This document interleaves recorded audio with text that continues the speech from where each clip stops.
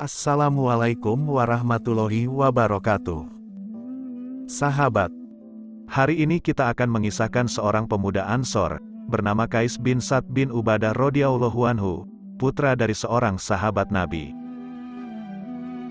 Qais bin Sa'd bin Ubadah, seorang pemuda Ansor putra dari seorang sahabat dan pemuka kaum Khazraj. Ayahnya, Sa'd bin Ubadah bin Dulaim telah memeluk Islam pada Bayatul Aqobah kedua.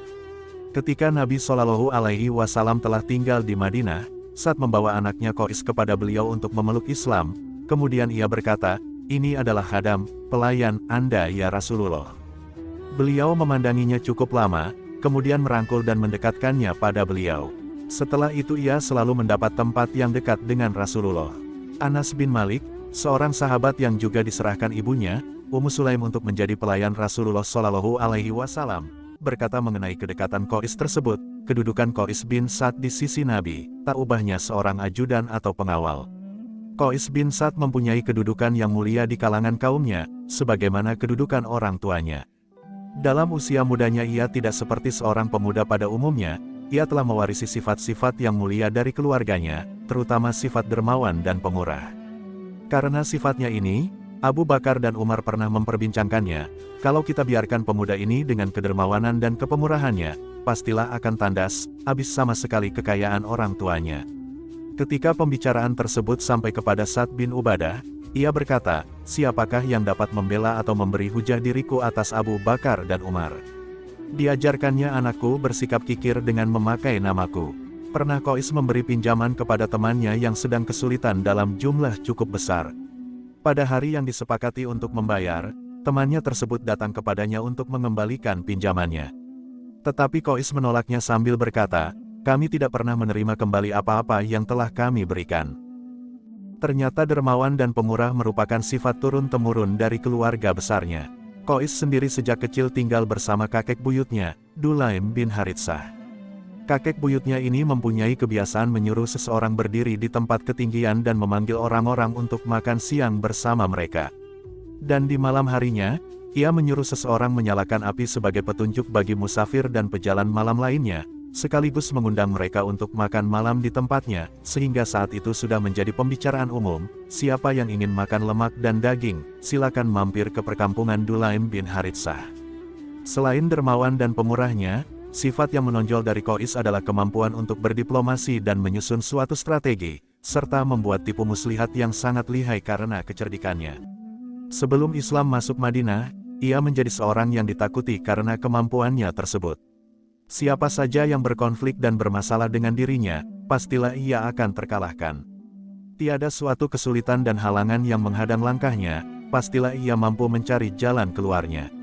Setelah memeluk Islam, dan mendapat didikan langsung dari Nabi Shallallahu Alaihi Wasallam karena diserahkan orang tuanya untuk menjadi pelayan beliau, ia membuang jauh semua kebiasaannya tersebut, walau bukan berarti ia kehilangan kecerdikannya. Tetapi kecerdikannya saat itu disempurnakan dengan sifat kebenaran dan kejujuran, tidak lagi diarahkan untuk kemenangan, kemegahan, keuntungan dan nilai duniawiyah semata-mata.